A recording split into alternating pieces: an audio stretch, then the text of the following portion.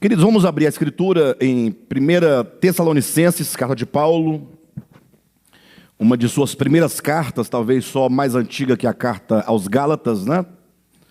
Uma carta muito rica. Estamos no primeiro capítulo e estamos aqui comendo, né, essas palavras e subtraindo, ou melhor, extraindo do texto verdades fundamentais para o nosso crescimento espiritual.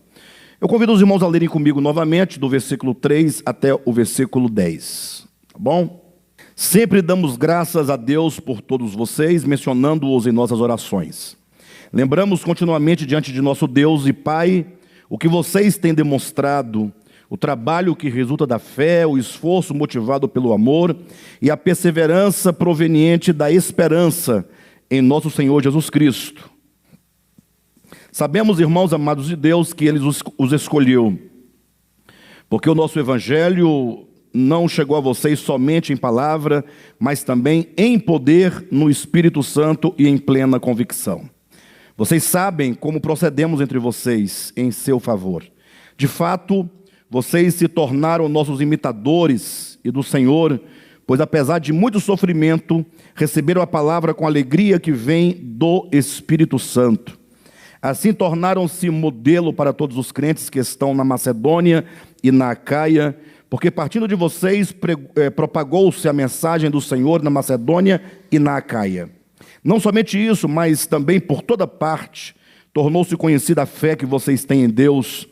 O resultado é que não temos necessidade de dizer mais nada sobre isso, pois eles mesmos relatam de que maneira vocês nos receberam e como se voltaram para Deus, deixando os ídolos, a fim de servir ao Deus vivo e verdadeiro, e esperar dos céus seu Filho, a quem ressuscitou dos mortos, Jesus, que nos livra da ira vindoura.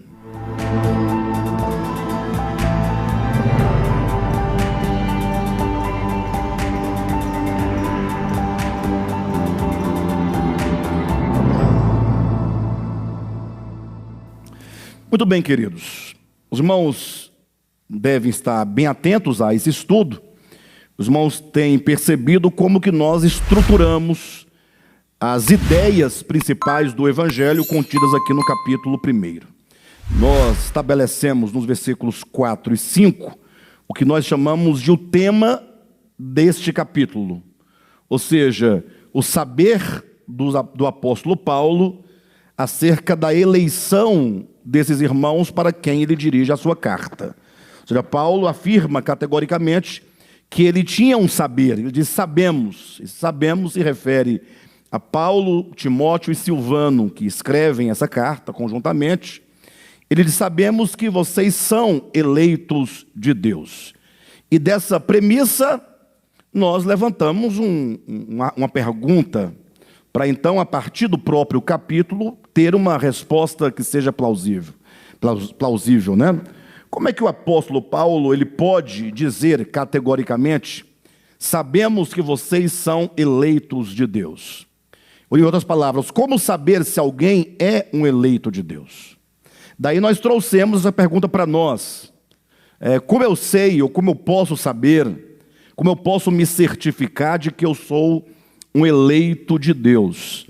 E aqui cabe, obviamente, uma breve explicação, coisa muito rápida, mas precisamos nos lembrar sempre.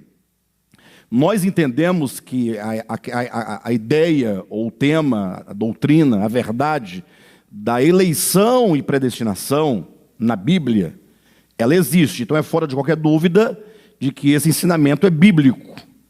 Encontramos nuances desse tema tanto no Antigo Testamento, como ele é desenvolvido amplamente no Novo Testamento.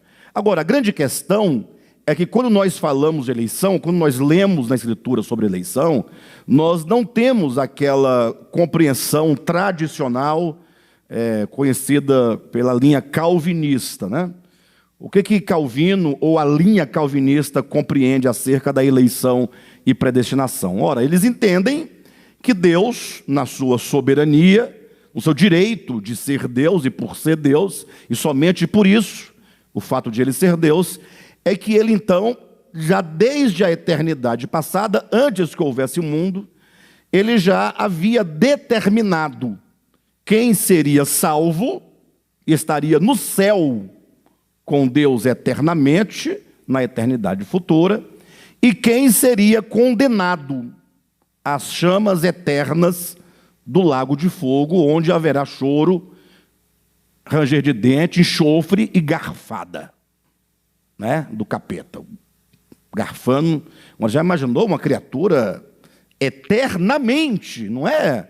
O indivíduo pecou 10 anos, digamos, agora seria, de acordo com essa doutrina, né, pressupõe-se que ele é um ser semelhantemente imortal, porque para ele viver eternamente num tacho de fogo, ele teria que ser imortal. Essa é a suposição. Então, o homem seria um ser imortal que viveria, no caso dos não eleitos, eternamente no tacho de fogo. E a despeito de qualquer coisa que acontecesse nessa nossa existência humana, os não eleitos não teriam nenhuma possibilidade, nenhuma chance de eventualmente se voltar para Deus, porque, afinal de contas, segundo a doutrina do núcleo mais duro do calvinismo entende, é Deus quem escolhe para a salvação, é Deus quem escolhe para a condenação. Para aqueles a quem Deus escolheu para a salvação, Deus dá o dom da fé, o dom da graça para ser salvo, e pronto. E aqueles outros Ele não dá. E daí está tudo certo. Esse é o pensamento calvinista tradicional, né? Existem algumas poucas variantes dentro desse entendimento, mas a despeito da maneira como queiram colocar para amenizar o peso do que estão dizendo, vão chegar no mesmo lugar, ou seja, quem é salvo é, quem não é salvo não é, não tem jeito. De modo que ao homem tira-se dele toda a responsabilidade sobre a sua existência. Lógico que para esse argumento eles também têm um contra-argumento. Qual o contra-argumento? Que ao homem, que todo homem é responsável pela sua própria condição, porque nasceu em pecado. Ou seja, então como o homem já nasceu condenado, né, mas para eles responsabilizarem todos os homens individualmente, eles vão ter que crer, assumir e admitir a doutrina de que Adão, o indivíduo criado por Deus, pecou lá no Éden, e agora todos que dele nasceram já nascem condenados. Acabou, não tem. Baseado em Romanos 5,12, né? Assim como por um só homem entrou o pecado no mundo, pelo pecado a morte, assim a morte passou a todos os homens, porque todos pecaram.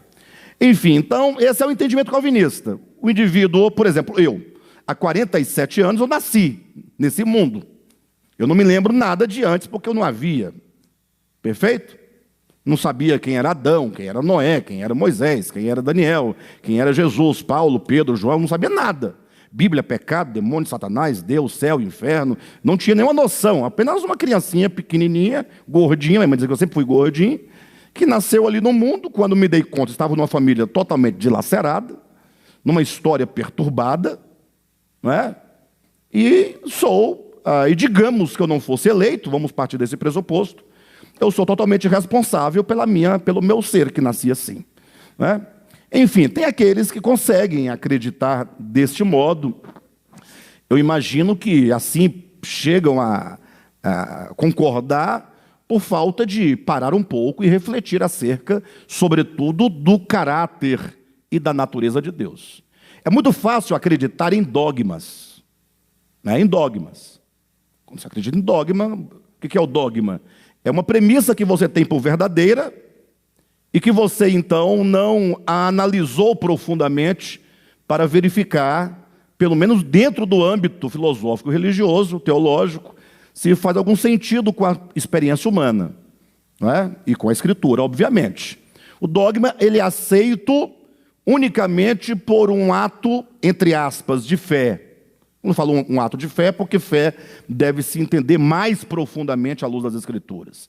Mas é um ato de crença. Você foi convencido daquilo e você carrega aquele dogma, e você mesmo não sabe explicar muito bem tudo aquilo. Me recordo agora de um certo pastor, me procurou certa ocasião, a gente já caminha, tem uma certa comunhão, já há algum tempo, E ele falou: pastor, admiro muito a sua maneira como você consegue extrair de textos bíblicos algumas ideias que estão lá, mas que ninguém consegue perceber. De repente você tem aquela sacada e tira.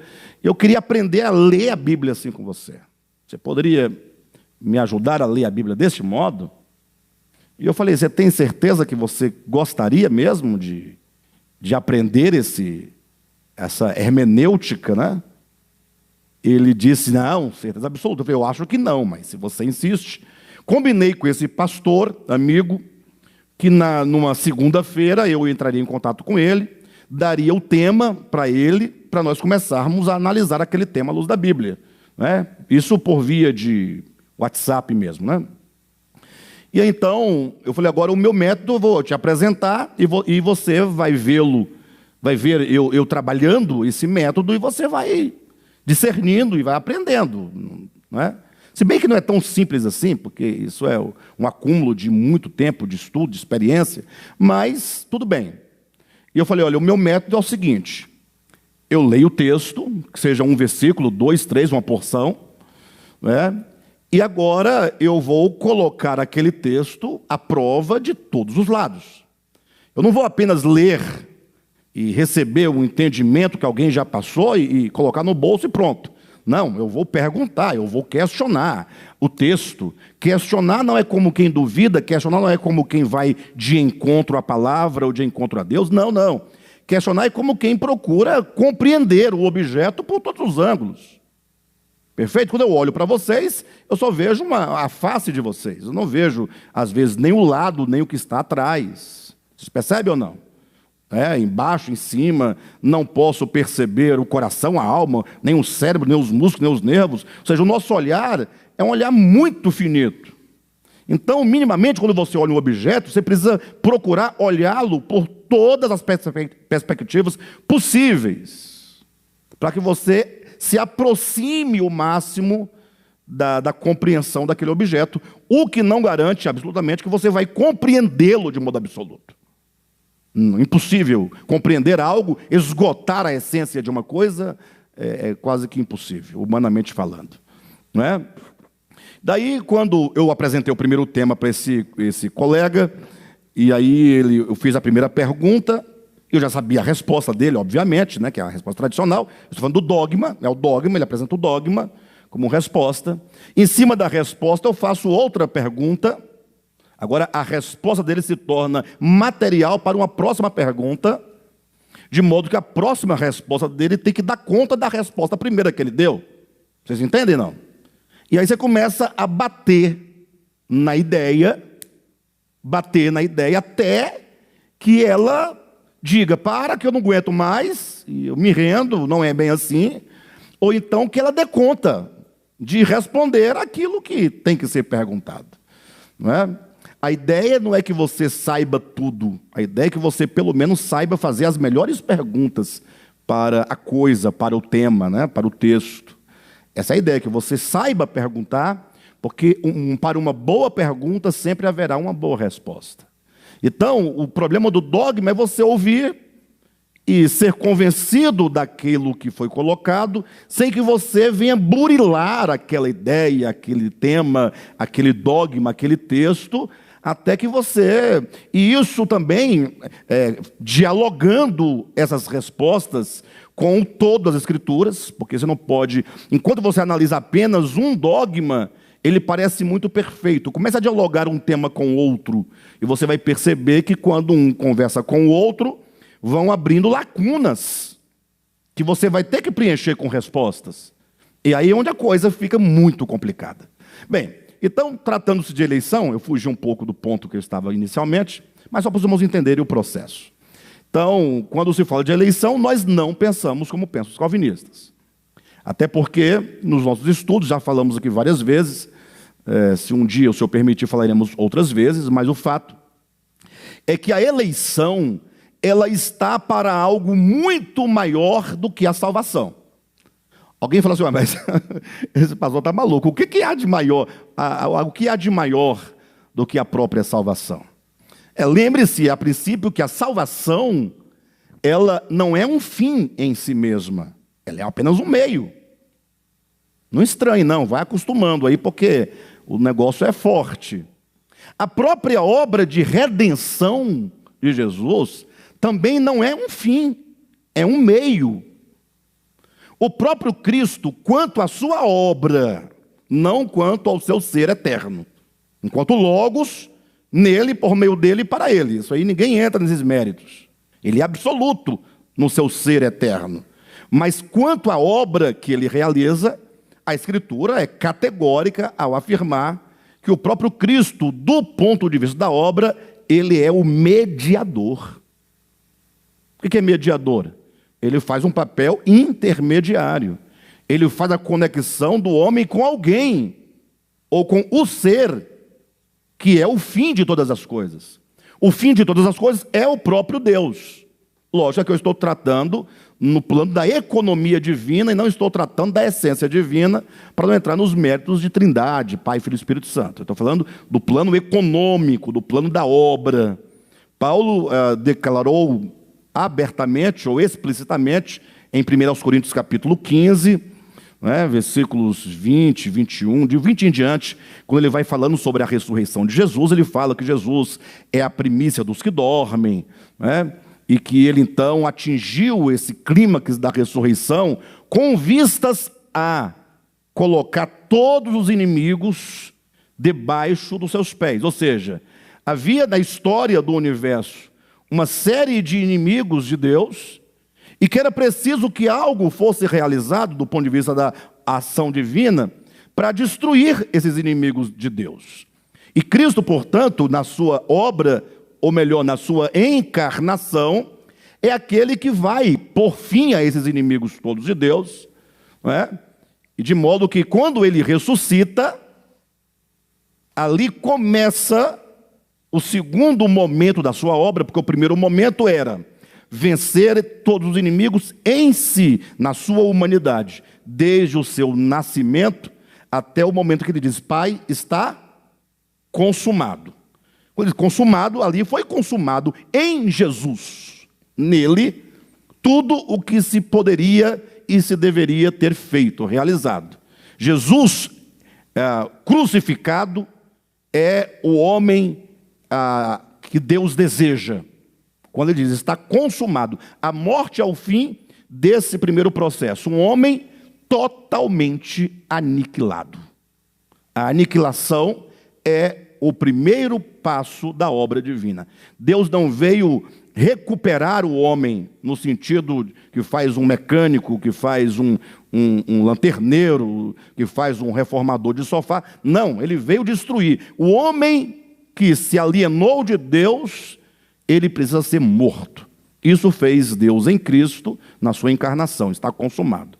Quando ele ressuscita, agora enquanto novo homem, agora começa, tem uma parábola agora que eu não me recordo exatamente o lugar, mas fala de um homem rico que partiu para um reino distante, com o fim de tomar posse do reino e voltar. Então essa é a ideia. Jesus, ele quando ressuscita, ele ascende aos céus, com vistas a tomar posse de um reino. Então, desde a ressurreição de Jesus, ele está tomando posse desse reino. De que maneira? Só para os irmãos entenderem, olha para o Antigo Testamento, e agora olha para Jesus, e você vai ver uma semelhança muito grande. Josué, o líder do povo de Israel, segundo o Antigo Testamento, tinha a grande missão de conquistar plenamente a terra prometida. E aí os cristãos, de maneira geral, e mesmo os não cristãos, ao ler a Escritura, entendem aquelas batalhas, aquelas guerras de tanto sangue, tanta violência, tanta coisa esquisita, né? Porque hoje, quando nós lemos, nós somos esquisitos. Nós vivemos num Estado democrático de direito. Hoje em dia, a visão é totalmente diferente. Mas eles entendem como sendo um Deus violento, o Deus da espada, o Deus da terra, e o Deus que vai à frente matando criança, matando ovelha, matando jovem, matando donzela, matando velho, matando todo mundo, porque esse povo não quis saber dele. Mas olha para Jesus agora, a semelhança de Josué, que tem agora a incumbência de se apropriar da terra que estava cheia de inimigos, os heteus, os heveus, os jebuseus, os Zeus todos lá. Agora Jesus, quando ele então ressuscita, ascende aos céus, ele vai com o intuito de tomar posse de um reino e voltar. Ele vai tomar posse de uma terra e voltar. Aí a pergunta é, de que terra ele vai tomar posse? Ora, o reino de Deus que fora usurpado por Lúcifer caído. E não é propriamente o planeta Terra. Salmo 24 começa: do Senhor é a terra e a sua plenitude. Então, ninguém roubou o planeta, usurpou o planeta. O planeta é um planeta, não tem como usurpar. A questão da rebelião de Lúcifer foi como que ele, por meio do seu engano, da sua oratória, do seu discurso, ele usurpou o coração e a consciência de todos os homens. Como que o império das trevas foi implantado na consciência humana, de modo que todos os homens agora estão sob essa influência do império das trevas, que nos faz pensar, perceber, considerar, nos expor no mundo do modo como nós fazemos, com violência, com maldade, com disputa, com prevaricação e com impureza e tudo mais que vocês imaginarem, que é esse mundo diante de nós. Cristo agora, ele vai tomar posse desse reino e dessa terra, é o coração humano. Ou seja, em Jesus, até o estar consumado, essa obra de salvação acontece no homem Jesus. Agora, enquanto esse Cristo ressurreto, não agora mais o encarnado, embora inclua, né? Porque vocês entendem, né? Na encarnação, ele realiza em Jesus. Na ressurreição, ele começa agora a obra de tomar posse da terra, ou seja, de vencer todos os inimigos. Por isso que ele vai dizer lá em 1 Coríntios capítulo 15, que o último inimigo a ser vencido é a morte. Aí você pergunta, ora, mas ele não venceu a morte na ressurreição? Quando ele sai, ele não vence a morte ou não vence? Do túmulo. Por que agora diz que o último inimigo a ser vencido é a morte? E não foi vencida a morte? E por que ainda em 1 Coríntios 15, o apóstolo Paulo diz que então se cumprirá a palavra que está escrita, tragada foi a morte pela vitória, na ressurreição final dos santos? Você percebe que existem duas etapas? Uma que se realiza em Jesus e a outra que o Espírito de Cristo realiza agora dentro de quem? Dentro dos seus eleitos. Então, esses eleitos, que diz o texto, não só aqui, mas em vários lugares, eles estão dentro de um projeto que é maior ainda do que a própria salvação. Eu dizia, a salvação é um meio de levar o homem de volta a Deus. A obra de Cristo, redenção, é um meio para reconduzir o homem de volta a Deus. O próprio Cristo, quanto à sua obra, não enquanto ao seu ser eterno, também é um mediador. Aí Paulo conclui dizendo em 1 Coríntios capítulo 15, versículo 28, que quando então, por fim, todos os inimigos forem vencidos, inclusive a morte, que será o último inimigo a ser vencido, então o próprio Filho, versículo 28, entregará o reino ao Pai, para que o Pai seja tudo em todos. Olha essa ideia, como o texto constrói para nós, entregará o reino. Como entregará? Por que que ele entrega? Ora, porque a obra e missão dele era resgatar isso e devolver. E o que é o reino de Deus? Não é exatamente a ação divina de governar, não todas as coisas, porque tudo está sob o seu controle, mas de governar efetivamente o coração daqueles que ele criou. Imagine o homem sob o controle do reino de Deus. Reino de Deus não é a igreja institucional. Isso a igreja católica, por muitos anos, considerou assim. A teologia convencional continua achando que a igreja, a instituição, a placa, o CNPJ, a turma, é o reino de Deus. Aí, vamos ali ver o reino de Deus. Aí, é isso aqui que é o reino de Deus? Aí o camarada cai na gaitada que não consegue. Né? Se o reino de Deus foi isso aqui, então como é que é o reino do capeta? Não, mas é a pergunta que se faz. Não, numa boa, né? Assim, a gente sorri, mas... agora, pastor, é porque a sua igreja que é bagunçada, mas ela tem muita boa por aí. Aqui só parece bagunçado porque aqui ninguém usa máscara. Né? Aqui você é o que você é. Aqui ninguém é orientado a fingir o que não é. Pelo contrário, que nós somos orientados a tirar a máscara. Mostra quem você é. E ninguém vai te olhar diferente porque todo mundo é igual. A diferença está apenas numa inclinação para a direita ou para a esquerda. Para frente ou para trás. Mas no final nós somos todos pecadores, todos doentes, todos em processo de cura, de transformação, não é? E se você não tirar a máscara, você não vai saber nunca de que doença você precisa ser curado. Então aqui você descobre que você é malandro, entendeu? Que você passa a perna no outro, que se o celular vacilar você já levou. Aqui você descobre que você compra e não paga. Aqui descobre que você pisa no pescoço do outro para ter uma vantagem. Aqui você descobre que você é impuro, que você, se vacilar, já era. Que você é soberbo, ciumento, brigão, agressor, tal. E você vai descobrindo essas coisas. E quando você descobre, você fala, puxa vida, então, o que eu estava fazendo na minha vida na igreja até esse tempo? Olha, você estava enganado porque você estava preso a um dogma. Então, voltando ao ponto, quando nós falamos da eleição, Paulo diz, ele sabia que os irmãos eram eleitos, e eu dei a pausa para falar um pouquinho, eu falei, vamos abrir um parêntese aqui, e falar sobre a eleição. Entendemos que a eleição é algo maior do que a própria salvação. Por quê? Porque a eleição não visa propriamente a salvação do homem, e nem a condenação do homem. A eleição, quando você entende, você lê, por exemplo, imagine só Romanos 8, 29 e 30. Quando Paulo diz, porque aos que de antemão conheceu, também os predestinou. Mas, pergunta ao texto, a quem Deus predestinou? O texto responde, aqueles a quem Deus de antemão conheceu. Está lá na sua Bíblia. Aí você, tá, então entendi. Mas e Deus não conheceu a todos? Ou Deus só tem a capacidade de conhecer a uns e não a outros? Não, Deus conhece a todos.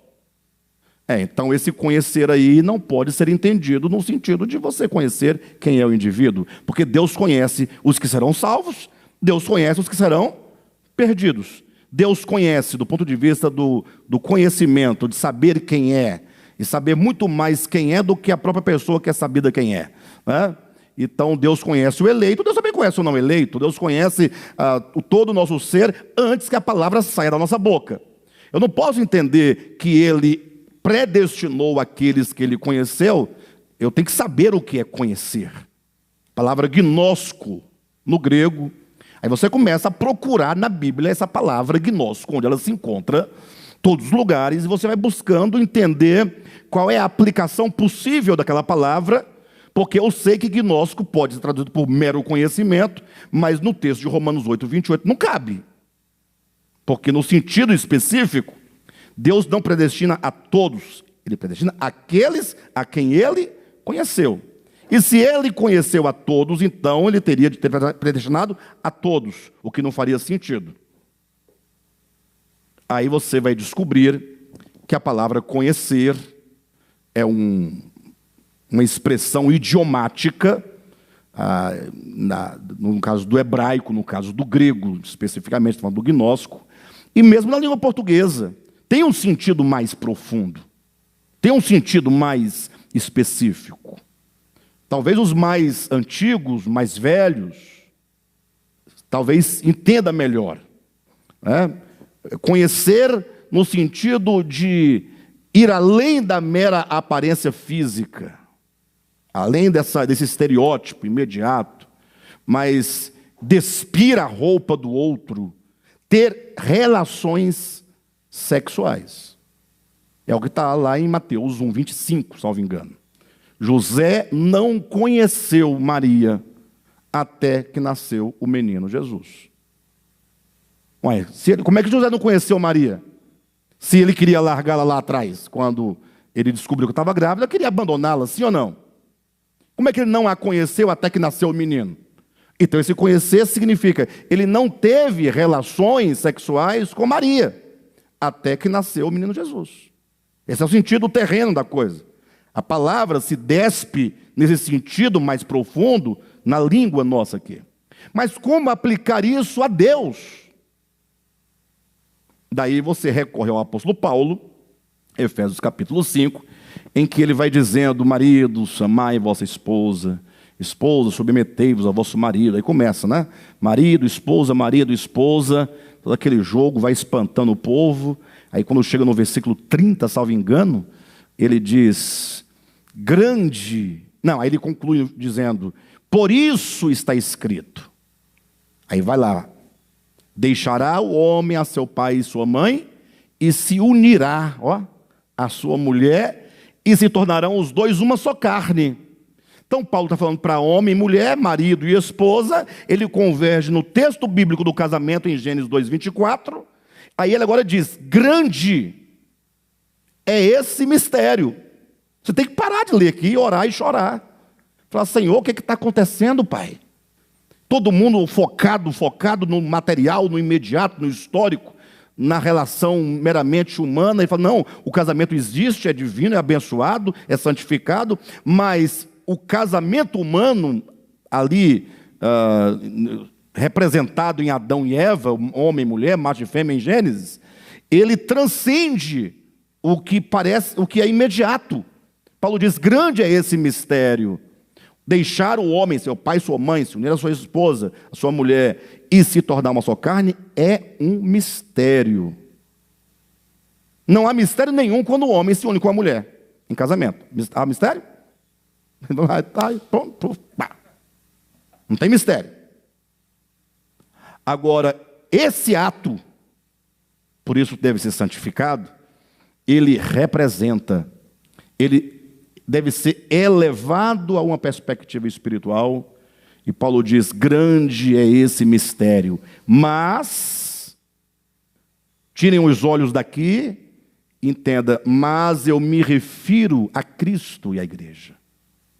Ou seja, quando eu falo de Cristo e a igreja, esse casamento espiritual, essa união, esse amálgama divino com o homem, no caso não com todos os homens, mas com a sua noiva, com a sua igreja, esse amálgama espiritual, ele é representado pelo casamento humano. Representado. Perfeito? Então eu tenho que, para eu compreender um pouco desse amálgama de Cristo com a sua noiva, de Cristo com a sua igreja, eu preciso olhar para uma referência básica e fundamental que está diante de mim. Então eu tenho que perscrutar o sentido maior de um casamento humano e transferir essas ideias para o casamento divino de Cristo e a igreja. Aí nós começamos aqui. Um homem tem o dever moral, segundo a Shamá, né, lá do Shemá dos judeus, amarás ao Senhor teu Deus com o teu coração e ao teu próximo como a ti mesmo, sim ou não? O dever moral imperativo categórico de Kant, né, que você deve fazer ao outro somente aquilo que você quer que seja feito para você, aquilo que é bom para você e para todos os homens. Então tem o dever moral de amar a todos, mas na hora de o homem se casar, ele tem um amor especial. Ele tem um amor eletivo. E esse amor eletivo, que é totalmente pessoal, ninguém explica. Eu fico imaginando como pôde a Cadma escolher o Cadmo para se casar. O que ela viu não faz o mínimo de sentido. Agora fez, o sorriso é bacana. Sorrisinho assim de menino novinho. Ele mostrou o sorriso, pai, o sorriso. Né? Mas observa bem os casais. Você fica pensando, meu Deus do céu, que coisa. A Dila chegou um dia desse aqui com Mel, que é meu namorado. Eu olhei e falei, meu Deus do céu. Cada coisa que não dá a cara dele para mim. Hein, Mel? E o Mel que chegando na casa dele com a Dila, mãe aqui, tá, meu Deus do céu, tanto trabalho para convergir nisso. Né? Vocês estão entendendo a brincadeira, né? O fato é que Esse amor eletivo é um amor especial. Não é um amor comum. Eu amo meus pais, eu amo minha família, eu amo meus amigos, eu amo meu país, eu amo as coisas que eu tenho. Mas o amor pela esposa, pela mulher do coração, é algo tão grande que me leva e nos leva a uma entrega tão absoluta, tão íntima, tão profunda. Esse amor eletivo é o que está lá. E aos que de antemão conheceu, aos que de antemão Deus amou eletivamente. O meu filho vai se casar, vai se reunir, se tornar uma só carne com a minha igreja. Aí ele escolheu a Vera, Catolé, Silvia, Cícero. Imaginou? Os eleitos são eleitos para essa formação. Lógico que eles deverão ser salvos, porque se não forem, como serão noiva de Cristo? Como serão uma só carne? Como chegará o momento em que o Cristo de Deus olhará para a sua igreja e dirá: essa afinal é osso de meus ossos e carne da minha carne? Ou seja, esta afinal é a minha semelhança interiormente e exteriormente. Porque ele se fez carne à nossa semelhança, para que, sendo ele semelhante a nós exteriormente, fôssemos nós interiormente semelhantes a ele. Então a eleição prevê exatamente esta noiva, que também é dita em outros termos, o seu corpo. Gente, se nós bem pensássemos na expressão corpo de Cristo, nós pensaríamos 3 vezes antes de pronunciar essa expressão, falar, o corpo de Cristo. A gente fala como se estivesse falando de um copo d'água, de um objeto qualquer. O corpo, olha a ideia orgânica da coisa. Dá a ideia de que ele é o cabeça e tem agora o seu corpo, o seu desenvolvimento, o seu desdobramento, a tal ponto de quando Paulo fala acerca do corpo de Cristo, ele diz assim, para você entender o que eu quero dizer, ele diz, olhe para o corpo humano. O corpo é um, mas tem muitos membros, e os muitos membros, sendo muitos, formam um só corpo. Aí ele diz, assim também com respeito a Cristo. Ele não diz assim também com respeito ao corpo de Cristo. Assim também com respeito a Cristo. Como é Cristo? Como é o corpo? Como é o corpo? É um. Como é Cristo? É um. E o Cristo, o corpo sendo um, se manifesta em muitos membros, e Cristo sendo um, também é muitos membros. E os muitos membros sendo muitos, formam um só Cristo. É a relação. Assim como é o corpo, assim é Cristo. Estou falando de 1 Coríntios, capítulo 12, versículo 12. 12. Essa aqui é uma símile, né? Assim, quem quer entender como é Cristo? Quer entender como é Cristo? Então tá bom, então vamos à figura. Olhe para o corpo humano. Como é o corpo humano? É um. Assim também é Cristo, é um. Olhe para o corpo humano, sendo um são muitos. Olha para Cristo, sendo um, são muitos. Essa é a relação. Como é o corpo? Os muitos membros formam um só corpo. Como é Cristo? Os muitos membros formam um só Cristo. O novo homem. A isso nós damos o nome de o Cristo coletivo. Então, agora qual a relação com o casamento, para entender a eleição? Quando o homem Adão precisou de uma esposa, Deus retirou de onde a sua esposa? Não foi do seu lado, da sua costela? Uma metáfora, né? Mas retira da sua própria natureza. Quando o homem desperta, ele fala o quê? Essa afinal é carne da minha carne, é corpo, é osso dos meus ossos. Chamar-se-á o quê? Varoa, porquanto do varão fora tomada. Aí, para selar essa unidade, nós temos macho e fêmea. São quantos? São 2. Não são 2? Assim como o corpo é um, mas são muitos, né? 2 é muitos, não é? Plural. Aí diz no capítulo 5 de Gênesis, versículo 2, e Deus os abençoou.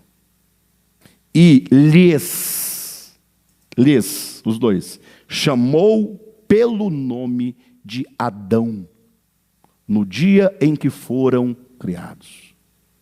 Um só nome. Chegasse lá na porta do Éden, Adão, vinham os dois. Ah, a mulher chamava Eva. Não, Eva foi o nome que o macho, o homem, deu à mulher depois do pecado. Porque antes do pecado foi Deus quem os abençoou e lhes chamou pelo nome de Adão no dia em que foram criados. Para denotar essa unidade. Por isso agora Cristo, o cabeça, a igreja, o seu corpo, unidade. Cristo, o noivo ou o marido, a igreja, a noiva, uma só carne, uma unidade. Cristo, o Cristo coletivo de Deus. Então a eleição visa a isto. De modo que, em outra metáfora, em outro exemplo, Paulo vai dizer, e a Escritura toda vai confirmar isso. Já observaram que havia na cultura hebraica, ou que seja na cultura semítica, a ideia do valor da primogenitura? Puxa, diz que Jacó lutou pela tal da primogenitura a vida toda. Uma vida inteira para ganhar a primogenitura, sendo que ele não era o primogênito, ele era o segundo. Porque o primogênito, me parece, num primeiro momento, é o primeiro filho. E o ser o primogênito pressupõe outros filhos. Ganha essa visão aí, você vai ver. Ser primogênito pressupõe outros filhos. Só que enquanto na história humana estão todos lutando pela tal da primogenitura, para garantir, para assegurar essa bênção da primogenitura, que era algo maior, não é? Porque somente era um privilégio do primogênito. Em toda a história do Antigo Testamento, Deus nunca aceitava o primogênito como o primeiro filho. O primogênito era eleito.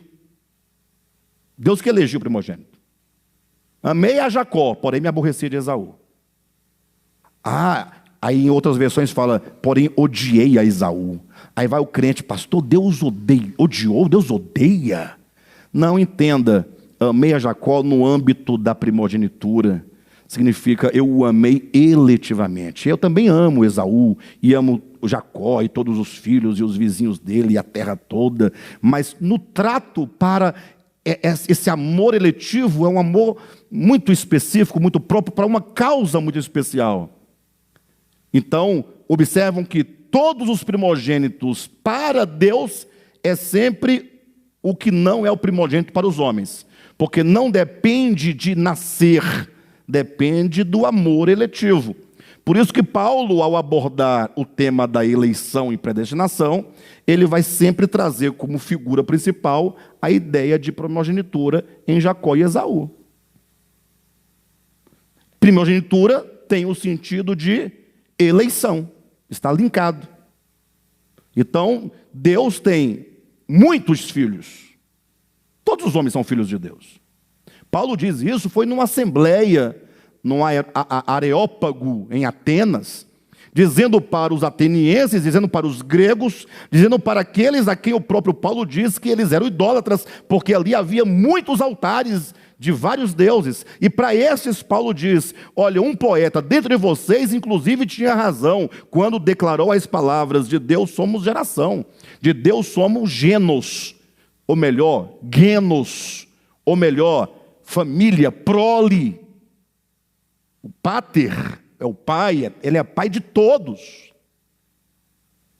Só que agora, dentre os muitos filhos que têm acesso à salvação por meio de Jesus, Deus elege aqueles que farão parte de um propósito peculiar. Paulo diz, sabemos que vocês são eleitos de Deus. Esse eleito é um eleito para uma causa. Pastor, que causa é esta? São várias, eu vou apresentar duas rapidamente, o tempo não permite abordar profundamente esse tema, que exigiria várias mensagens. Mas o primeiro é em relação ao corpo de Cristo. O segundo é em relação à noiva de Cristo. Quando você lê Gênesis, e aquele registro do homem e a mulher, aquele casamento, né? Adão e Eva, para vocês entenderem melhor, para não complicar, ali Deus não está falando de casamento, está falando de um supremo propósito. Porque Adão e Eva ali, eles são categorias simbólicas de algo a ser revelado no desdobramento das Escrituras que vai convergir em Cristo e a igreja. Perfeito? Então, por que é dito que Adão, o homem, precisava de uma mulher? Não é bom que o homem esteja só, far-lhe-ei uma auxiliadora. Esse é o primeiro ponto. Ou seja, os eleitos, eles visam constituir um grupo de eleitos, uma unidade de eleitos, a noiva de Cristo, para auxiliá-lo. Agora, auxiliá-lo em quê, afinal? Ora, se o Cristo de Deus é o redentor da humanidade, Ele quer que nós nos unamos a Ele, não somente quanto à morte e ressurreição, para o gerar um novo homem, mas nos unamos a Ele nesse sofrimento em prol de resgatar a humanidade. Estamos dentro de um projeto de redenção. Paulo falou sobre isso em Colossenses capítulo 1, versículo 24 e 25. Na 24 ele diz que ele participava dos sofrimentos de Cristo a favor do seu corpo. Ou seja, é um sofrimento dentro de uma obra para constituir o corpo de Cristo. Então Paulo se coloca como um cooperador de Cristo, um auxiliador de Cristo. Lógico que Paulo, cada um individualmente tem uma parcela nessa relação da obra, mas a igreja como um todo é auxiliadora de Cristo. Isso para falar somente de a igreja auxiliar a Cristo nesta existência, porque depois em Apocalipse 23, que eu nunca li, esse capítulo eu nunca li, não sei o que vai acontecer lá. Mas se essa obra é uma obra eterna, a igreja será a auxiliadora de Cristo em Apocalipse 23. Para quê? Eu não sei porque eu nunca li. Essa página não foi escrita. Porque a Bíblia só vai até a consumação dessa história nossa aqui. E o que vem depois, que é infinitamente maior do que tudo que está escrito na Bíblia e em todos os livros do mundo, nós não temos ideia. Mas deve ser uma bênção ser igreja auxiliadora de Cristo na eternidade futura. E a segunda razão dessa eleição é exatamente para constituir o novo homem, que, enquanto corpo, ele é a expressão da cabeça. Sem contar também que o corpo é o meio por meio do qual o cabeça age e trabalha. Nós temos que pensar a metáfora profundamente. Como é que o Cristo é o cabeça? Como é que ele trabalha? Por meio do corpo. E quem é o corpo? É a igreja. Então, inclui a questão da obra e também inclui a questão da expressão. Por meio do corpo, os ricos atributos de Cristo são manifestados ao mundo. O que dizer domingo, agora passado? Por meio da igreja, os principados e potestades terão a revelação da graça de Deus, do amor de Deus, da sabedoria de Deus, né? E daquelas 4 dimensões, né? Altura, largura, profundidade e tem uma outra lá. A altura, profundidade, largura e comprimento. Quadridimensional da sabedoria de Deus. Então, se Cristo é a sabedoria de Deus, e Paulo diz, o mesmo que diz que Cristo é a sabedoria de Deus, ele vai revelar a sabedoria por meio da igreja, numa visão quadridimensional, isso é eleição. Ou seja, o projeto é muito grande para nós ficarmos achando que igreja é só vir trazer um dinheirinho, cantar 2 hinos, ouvir uma palavra, os avisos, oração e ir embora. Nós perdemos a ideia de igreja. Nós, todos, né? E nosso grande desafio é resgatar o máximo possível para começarmos a ter uma vida de igreja de um modo diferente. Então, bem, dito isso, a pergunta que se faz é como Paulo, então, pôde ou podia dizer, sabemos que vocês são eleitos de Deus. Então, quando Paulo diz que ele sabia, versículo 3, né, ou 4, de 1 Tessalonicenses, capítulo 1, é porque há evidências. Existem manifestações. Então, neste momento, logo nós precisamos falar, então tem algo que se apresenta, né? Que se manifesta, que pode ser visto. Ou seja, Paulo viu as características de um eleito daqueles irmãos. Ou seja, quando o indivíduo é eleito, ele está sob a influência de uma graça especial. O mundo está sob a influência de uma graça comum. O eleito está sob a influência de uma graça especial. Poxa, pensa nisso. E agora Paulo falou, sabemos que vocês são eleitos, porque a palavra chegou em vocês, ou a recepção da palavra, não foi feita somente em palavras. Você prega a palavra, como a palavra chega e como ela é recebida pelo ouvinte. Aqui está o ponto de Paulo. A maioria dos comentaristas bíblicos só conseguem perceber ou entender o texto dizendo que Paulo pregou a palavra no poder do Espírito e em plena convicção. Paulo pregou. Mas será que o problema está em quem prega? Exatamente? Quer dizer que Paulo sabia que os irmãos ali eram eleitos porque Paulo pregou no poder e em plena convicção? Quer dizer que quando Paulo pregava aos não eleitos, ele pregava sem convicção e sem poder? Ou seja, o entendimento é, sabemos que vocês são eleitos porque vocês, olha aqui o versículo 6, de fato vocês se tornaram nossos imitadores e do Senhor, pois, tem um pois aí, explicativo. Por que eles se tornaram imitadores dos apóstolos e do próprio Senhor? Pois, mesmo em meio, apesar de muito sofrimento, receberam com alegria a palavra que vos foi pregada. Ou seja, está falando da recepção. Os irmãos receberam a palavra, e eles não receberam como meras palavras. Ou seja, o modo como eu ouço a palavra é um definidor daquilo que sou. Sou eleito ou não eleito? Vocês receberam com alegria, vocês não a receberam somente em palavras, mas vocês a receberam como palavra de Deus. Plena convicção é vocês a receberam como palavra de Deus, e vocês a receberam com o poder que ela carrega. Porque a palavra de Deus vem carregada de poder. E essa palavra carregada de poder, é por isso que Jesus, lá em Mateus capítulo 13, ele compara a palavra pregada a uma semente. Ele fala que o semeador saiu a semear, e a semente é a palavra do reino. Então a palavra de Deus não é algo vazio. A palavra de Deus ela vem carregada de dunamis, de poder, capaz de mudar aquele que recebe a palavra com a disposição de um coração ensinável, com a terra boa, que compreende a palavra do Senhor, com simplicidade, e que acolhe aquela palavra com o seu poder transformador.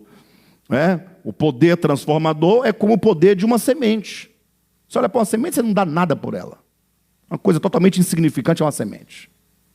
Mas o poder que tem dentro dela, o poder da vida, quando aquela semente ela rompe, a vida dentro ela vai ficando vigorosa a ponto de romper a dura casca que a reveste, é muito poder.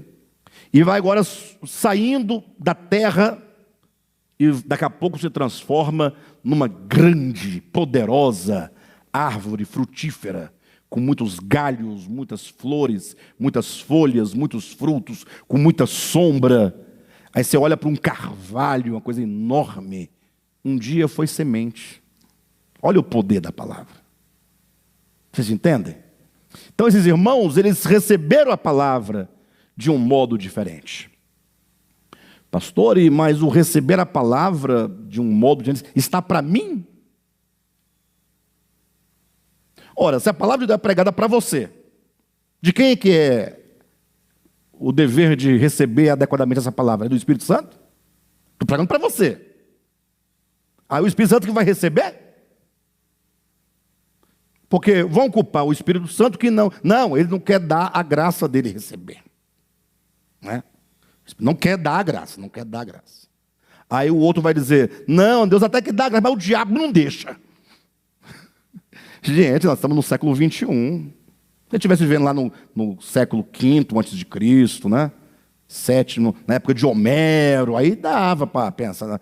Agora, hoje, você achar que Deus está nessa brincadeira, não dou a graça, não dou a graça. E o pior, aqueles para quem Deus supostamente dá a graça, é uma desgraça.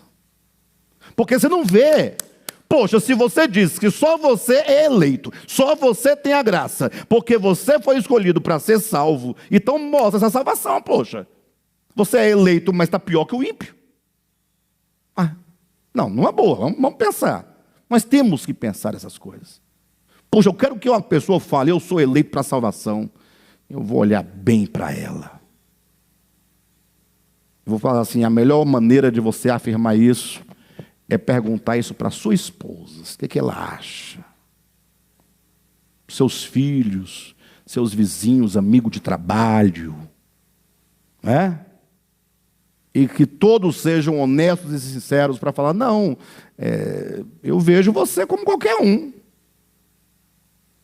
Ou seja, sem futuro. Sem futuro.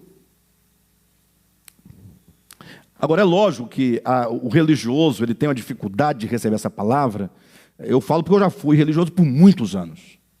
Hoje eu não sou mais religioso, e não ser religioso não é uma vantagem de quem é muito santo, não. É de quem desistiu mesmo de ser santo. Desistir. De eu fazer tudo conforme a igreja quer, para que eu seja santo. Eu nunca fui, eu fiz tudo e não fui santo. Tudo que a igreja me pediu para eu fazer, eu fiz. Só que ela me pediu as coisas erradas. Não era para comer porco, eu não comia. Não podia beber cerveja, não bebia. Não podia dançar, não dançava. Não podia se divertir, me divertir, não me divertia. Não podia tocar um Zezé de Camargo e Luciano, o amor, não cantava. Fiz tudo certinho. Mandou orar, orei, jejuei para o monte, eu fui. Orar de madrugada, orava, ir para a igreja todo dia eu ia. Tudo que pediram eu fiz. E no final descobri que eu era igual aos outros ou pior. Eu falei, então tem um problema aí. Tem um problema aí. Não é? Bem, então, quando se recebe a palavra, e o recebimento da palavra, conforme Mateus 13, está no coração. Está no coração. E Jesus vai dizer que aqueles homens que foram representados pela terra que era um caminho, para a terra que era pedregosa e para a terra que tinha espinhos, ele dizia, neles se cumpre a palavra de Isaías que diz. O que Isaías disse? Esse povo me ouvirão de má vontade. Eles não vão estar nem aí, eles são indiferentes, eles estão com outros propósitos, com os objetivos. Mateus 13, Jesus explicando. De modo que eles não querem ouvir a palavra de bom coração, porque eles sabem que se eles receberem a palavra, serão por mim curados. E eles não querem ser curados. Eles amam a si mesmos. Eles não amam a Deus, eles não querem a Deus, eles não desejam por Deus. Então, eles têm, portanto, tal coração, e nesse coração a semente não tem como gerar fruto. Bem, de todo modo, Paulo diz então, eu sei que vocês são eleitos, pelo recebimento da palavra. Daí então, ele vai agora, no capítulo 1, esse é o tema, sabemos que sois eleitos. Ele agora vai desdobrar esse sabemos. Como que ele dissesse, sabemos que vocês são eleitos. Por quê? Pelas evidências. Quantas são as evidências e quais são as evidências? Aqui no capítulo 1, ele demonstra umas 4 evidências. Tem mais. Mas ele coloca aqui e nós elencamos para vocês. E a primeira dessas evidências que eu quero tratar, ou começar a tratar hoje, é a que está no versículo 9. É a ordem que nós estamos dando didaticamente para melhor desenvolvimento das ideias. Tá bom? Ele diz no versículo 9, pois eles mesmos relatam, os irmãos da Acaia e da Macedônia, de que maneira vocês nos receberam? E como, quando vocês receberam os apóstolos, quando eles receberam a palavra com alegria, como se voltaram para Deus, deixando os ídolos, a fim de servir ao Deus vivo e verdadeiro. Olha, existe um procedimento, e aqui hoje, eu só vou começar hoje porque o tempo não me permite, mas os irmãos sabem que é sempre assim, né? Irmãos, definitivamente, eu vou falar pela milésima vez, e terei que falar mais 1 milhão de vezes, e talvez não resolva o problema. Mas pelo menos eu estou falando, né? Quando se fala de crente, evangélico, a ideia é sempre assim: o camarada era católico, e o católico não é considerado cristão, do ponto de vista do cristianismo, sim, histórico, mas do ponto de vista dos evangélicos, não. Tanto é que os evangélicos vivem lutando e pregando para converter os católicos. Sim ou não? Ora, se a igreja evangélica está querendo converter os católicos para Jesus, subtende-se que eles acham que eles não são. Perfeito? Então, a partir daí eu estou trabalhando a ideia. O camarada era católico. Católico é sinônimo de quê para o evangélico? Não, é de um perdido. Bebe, fuma e dança e não vai para a igreja. Mas não vai, né? Vai, mas não vai. A ideia é uma ideia muito rudimentar. Por que o católico não é servo de Deus? Porque ele bebe e fuma. As duas coisas que sempre fala. Fulano bebe e fuma. Beber ou fumar não pode ser um servo de Deus. Essa é a primeiríssima coisa que vem. Não vou nem entrar nos meandros do batismo em água, por imersão, a questão de Maria. Não, por enquanto vamos ficar só aqui. Como é que o crente evangélico discerne logo um não crente, ou um católico, ou um ímpio, ou um pecador, ou... Como é que ele? Um fulano bebe e fuma. O camarada chega no final de semana, trabalhou a semana inteira no pesado, serviço braçal, ele quer tomar cerveja, poxa. Descansar, relaxar. Estou dando um exemplo. Aí ele não pode ser um servo de Deus por causa não tem jeito. Então, o que eu quero colocar para vocês é que, infelizmente, e essa é a realidade, a ideia de cristão, de servo de Deus, de servir a Deus, de viver o Evangelho, desde o início da nossa cultura brasileira evangélica, 1900 e alguma coisa, desde quando chegou aqui os missionários, né? Americanos, norte-americanos que vieram evangelizar o Brasil. Vamos falar da gente aqui, que é um período mais curto e a nossa experiência, né? Falar do mundo inteiro, não, e ainda a história do mundo inteiro. Só a nossa. Que a ideia vem o pregador, ele anuncia para vocês, para a pessoa, o que eles chamam de algumas verdades. Quais são? Pecado original, né? Embora seja uma expressão própria do catolicismo, mas a ideia é a mesma no cristianismo quando fala que todos nascem debaixo de condenação, todos nascem pecadores. Perfeito? A ideia de que uma vez que o indivíduo nasce com esse pecado original, ou nasce condenado, muita desgraça, acaba com nascer condenado, né? Acabou de nascer, olhou, condenado. Ele, meu Deus do céu, onde eu vim parar? Parece muito lógico para o dogmático, muito lógico. Mas como não, pastor? Como não? Falei, como não? Como sim? Pergunto eu. Condenado por qual crime? Por qual pecado? Mas ele vai pecar. Deixa ele pecar primeiro para você condenar ele. Mas por enquanto, deixa o bichinho. Espera pecar primeiro, poxa. Ó, o irmão Aldair e a irmã Maria agora estão com um bebezinho em casa, né? Avô e bisavó, né? Como é que você olha para aquela criaturinha? A Gaia, não, a Maia. Você olha para Maia e fala: pecadora, condenada. Vai torcendo para ser eleita. Bichinha, tadinha. Ela vai ficar rindo, achando interessante. Achando que está brincando com ela. Para o dogmático faz todo sentido. Para mim não faz sentido algum. Absolutamente. Sem sentido algum. Nenhum. Mas porque Adão pecou, tal. Sim, tudo bem. Eu sei que essa criança, enquanto um ser que procede da humanidade, ela traz em si, no seu inconsciente, o inconsciente coletivo, não é?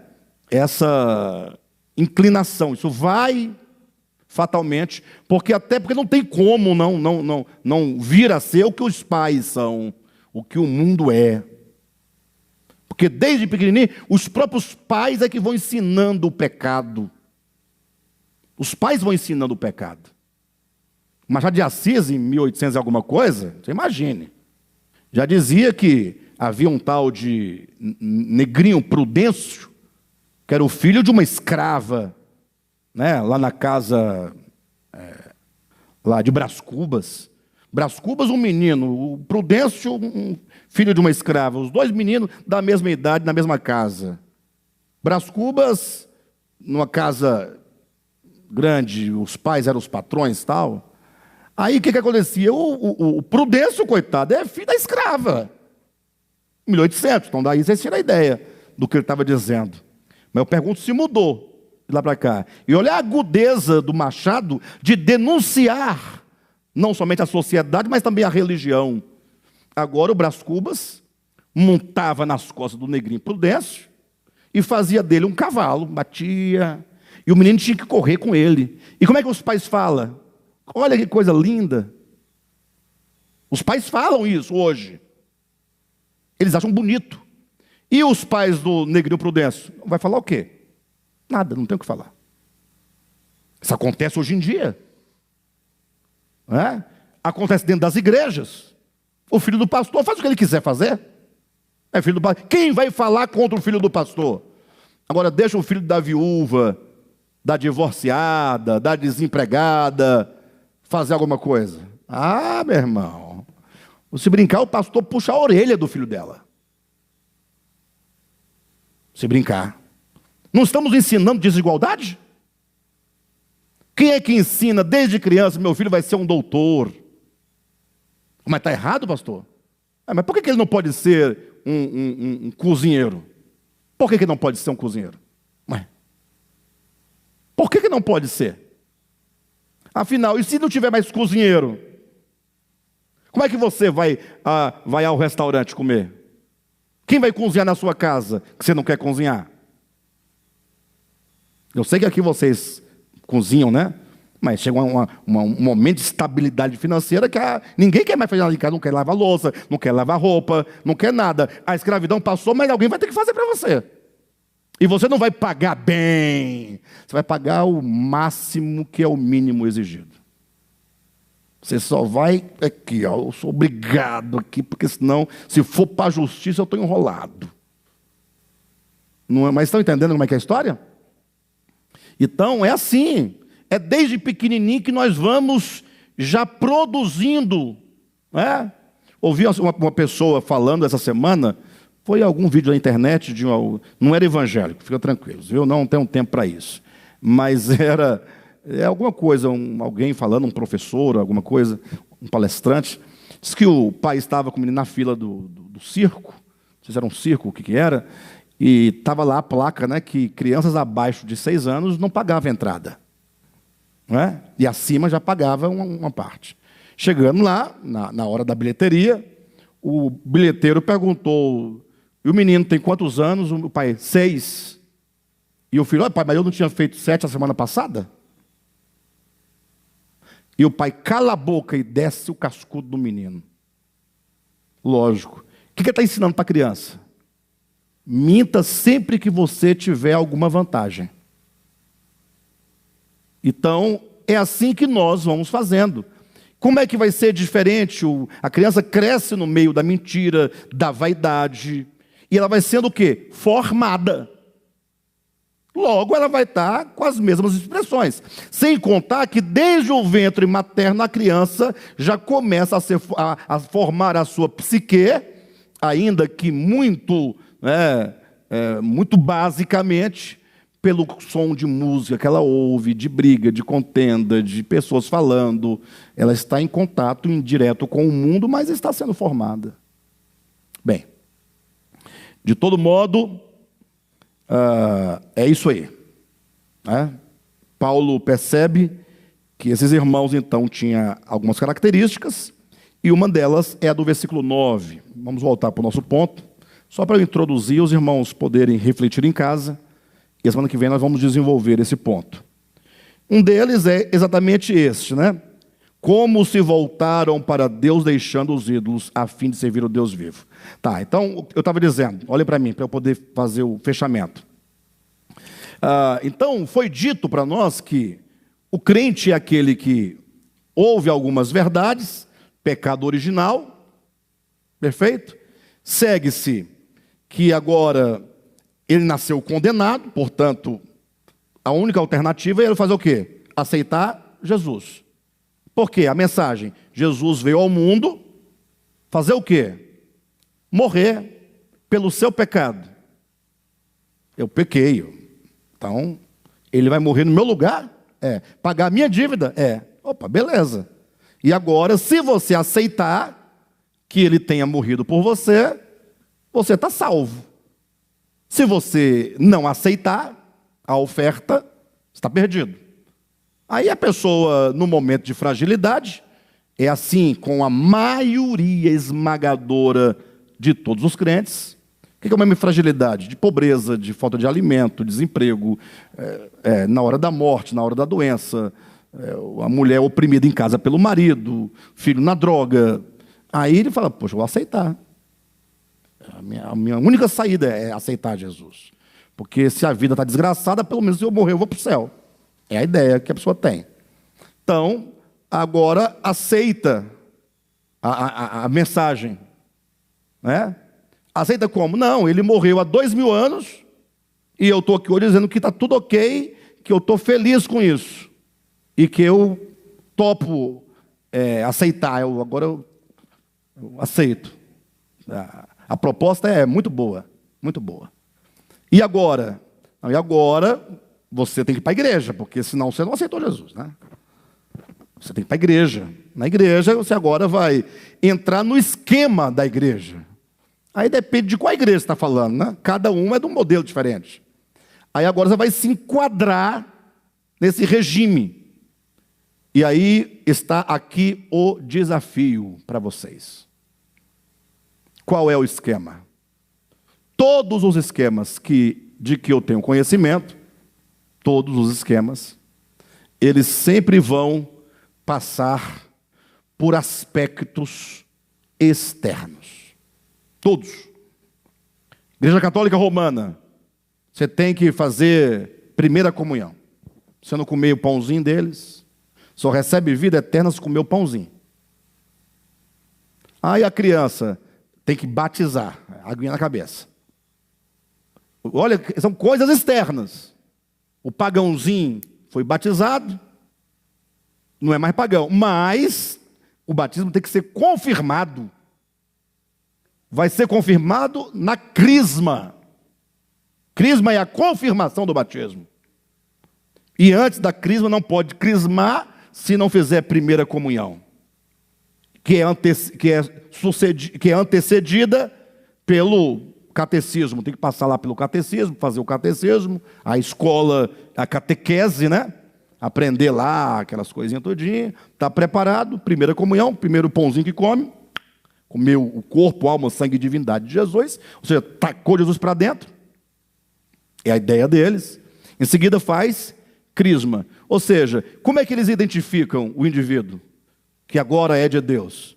Água na cabeça, pãozinho na boca e uma imposição de mãos por parte do bispo. O padre não pode fazer a crisma, tem que ser o bispo, que seria o recebimento do Espírito Santo. Mas só se o bispo colocar a mão. Se o bispo não colocar, nada feito. São os sacramentos. Em outras palavras, identifica-se pelas coisas exteriores. Vai para as igrejas agora da reforma para frente. Vai entrar os ritos como sacramento, a própria liturgia, o culto de uma igreja verdadeiramente protestante, reformada, é litúrgico e é sagrado. O que é o culto? O santo culto, que substituiu a santa missa. Ou seja, é o procedimento do culto, é o rito do culto. É a abertura, a leitura da palavra, todo mundo de pé, aquele segmento, não pode ter instrumento como nós temos aqui, tem que ser só um piano e tal. Batismo, aí a briga é se é por imersão ou aspersão. Tem os que fazem por aspersão até hoje, porque acham que é o batismo verdadeiro, tem o outro que não, que é o batismo por imersão. Não foi batizado, não pode estar salvo. É a ceia do Senhor, que ainda continuam a considerar o pão e o vinho como sagrados, como elementos que em si mesmo têm alguma coisa que não seja apenas pão e vinho. Tudo isso é o ranço que vem lá da Igreja Católica Romana, que são os sacramentos, não vão perdendo. Tem agora as abstinências, que são diversas, aí cada uma tem a sua, né? As abstinências são diversas. O dízimo, para muitos, não deu o dízimo, é ladrão, ladrão não entra no reino dos céus, pronto, acabou. Isso aí é de uma exegese. Não é nem exegese, não tem exegese nenhuma nisso. Não tem exegese nisso. Para cobrar dízimo, um pastor que cobra dízimo, ele nunca leu a Bíblia. Nunca leu. Pastor que cobra dízimo, nunca leu Bíblia. E se leu, nunca entendeu uma palavra. Não deveria estar pregando. Pastor subterrâneo, ele vai dirigir um povo, ele vai ensinar um povo, ele vai conduzir. E cobrando dízimo, cobrando sob pena de gafanhoto, de diabo, de demônio, de devorador, e perda de salvação ainda? Para. Aí não dá. Aí depois um outro que se não colocar o véu na cabeça não tem a verdade, se não praticar lava-pés, lavar o pé do outro não tem a verdade, se não guardar o sábado não tem a verdade, se comer carne de porco não tem a verdade, se não crer na profetisa não tem a verdade, se não crer no profeta Brana não tem a verdade, se na Ellen White não tem a verdade, no Smith não tem a verdade, John Smith não tem a verdade. E assim, observa que a ideia de crente, de cristão e servo de Deus é sempre num fundamento de alguma coisa externa, nunca de algo interior. Nunca.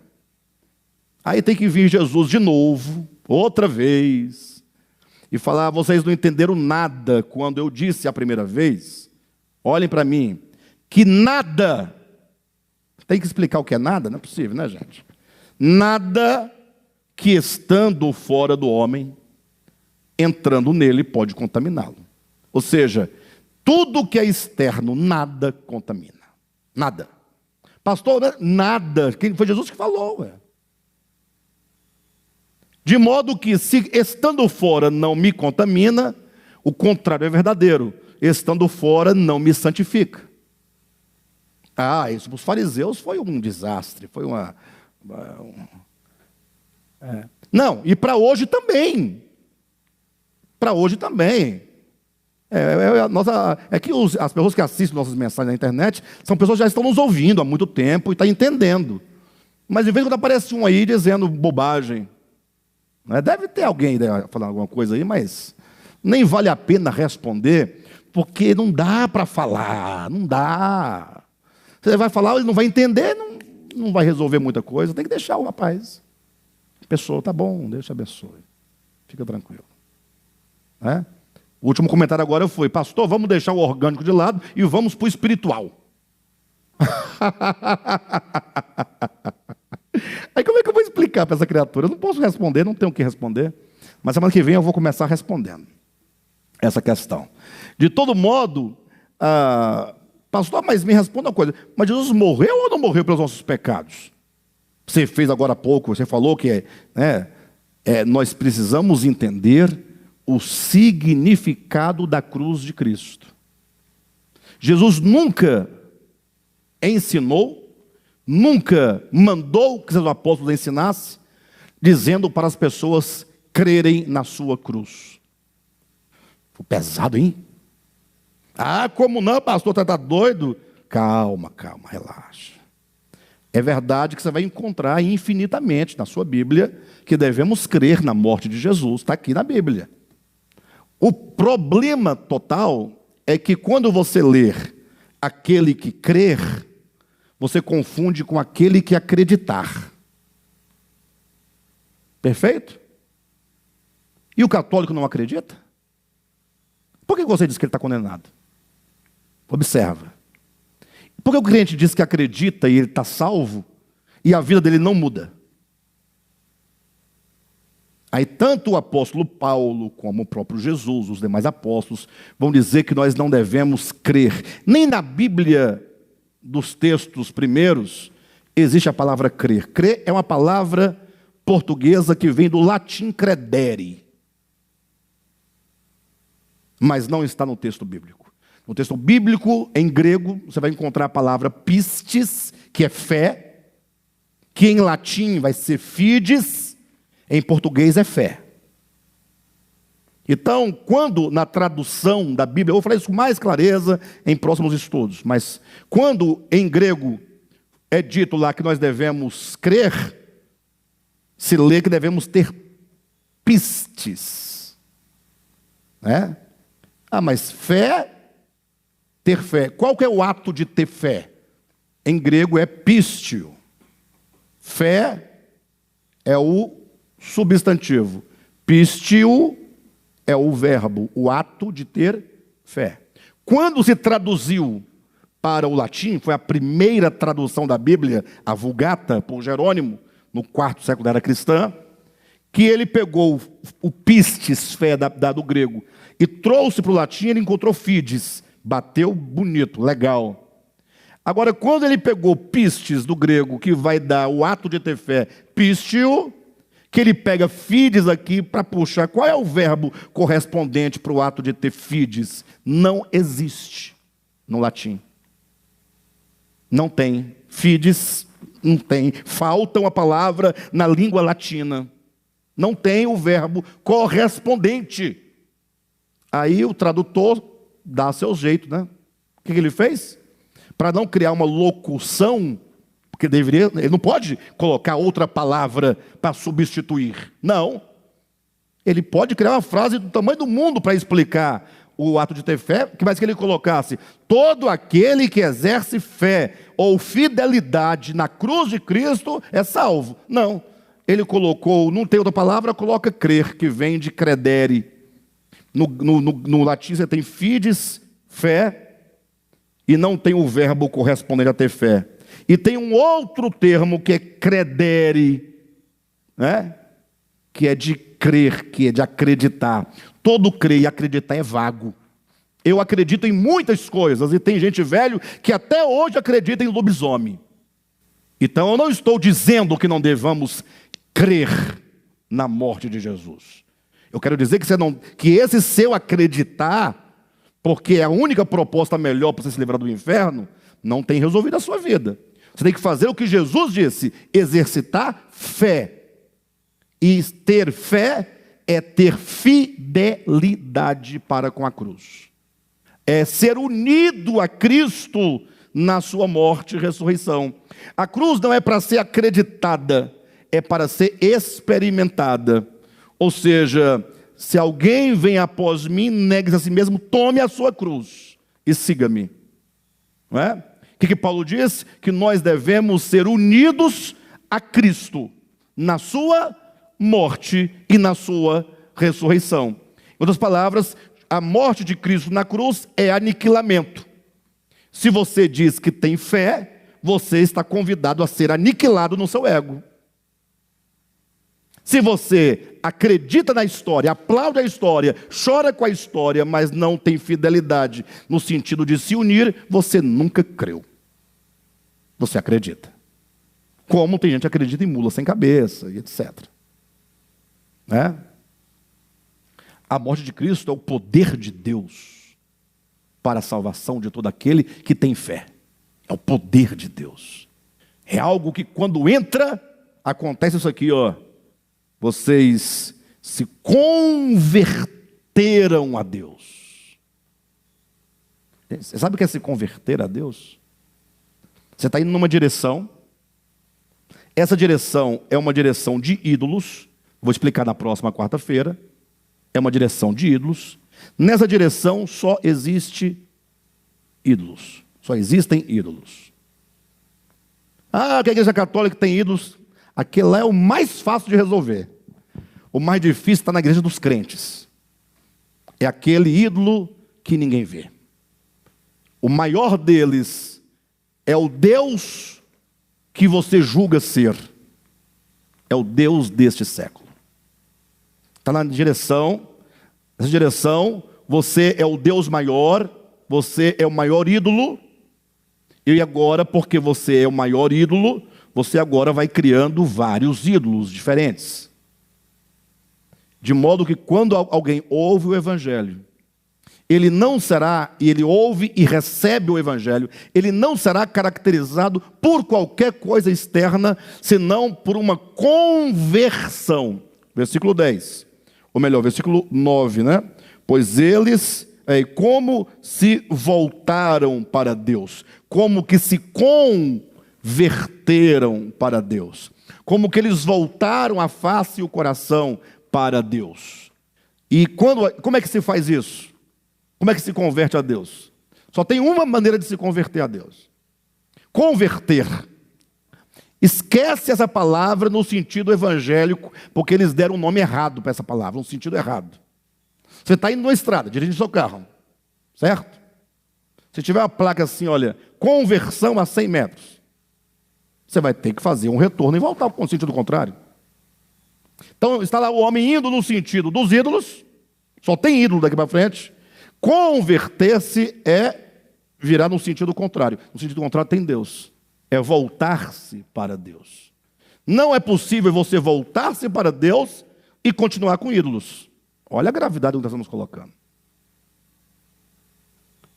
Porque se você está voltado para os ídolos, as costas estão para Deus. Converter-se a Cristo, converter-se a Deus, é necessariamente voltar as costas para os ídolos. Lê na sua Bíblia o versículo 9. Pois eles mesmos relataram de que maneira vocês nos receberam e como se voltaram para Deus, vírgula, como? Deixando. Converte-se a Deus deixando os ídolos. É o modo. Não, vou me converter agora, os ídolos eu deixo depois. Como assim? Não estou entendendo. Mas você fala assim, olha, tem aqui a comida. Não, eu como agora, mas deixo a comida para comer depois. Não, como é que você come agora e deixa para comer depois? Ou você come ou você não come. Converter-se é o mesmo que deixar ídolos. É a mesma coisa. O gesto de converter-se é o gesto de deixar os ídolos. Nós vamos tratar disso, vamos entender o que é um ídolo, a natureza dos ídolos, vamos entender por que que os homens precisam tanto de ídolos na próxima semana. Tá bom?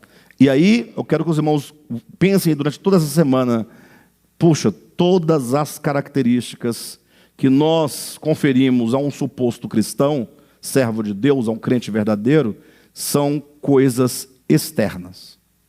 Você não vê a pessoa preocupada com a igreja em outro sentido. Mas essa igreja está conformada a um modelo de usos e costumes que são dos mais diversos possíveis. Quando a gente fala usos e costumes, as pessoas pensam logo na Assembleia de Deus, não é? Geralmente. Mas não é só ela, não. Usos e costumes são usos, ou seja, a vida cristã se define por usos, usar isso, não usar, e costumes, é aquela tradição que vem lá de trás, uma tradição. E você então entra naquele costume daquele povo. Você adequa a sua existência exterior aos usos e aos costumes, sejam eles quais forem. Perfeito? Isso é um grande equívoco. Paulo vai mostrar nesse capítulo que o que fez com que ele identificasse os eleitos de Deus eram exatamente as coisas interiores que se manifestavam como fruto da salvação orgânica de Deus. Perfeito, pessoal? Deu para entender?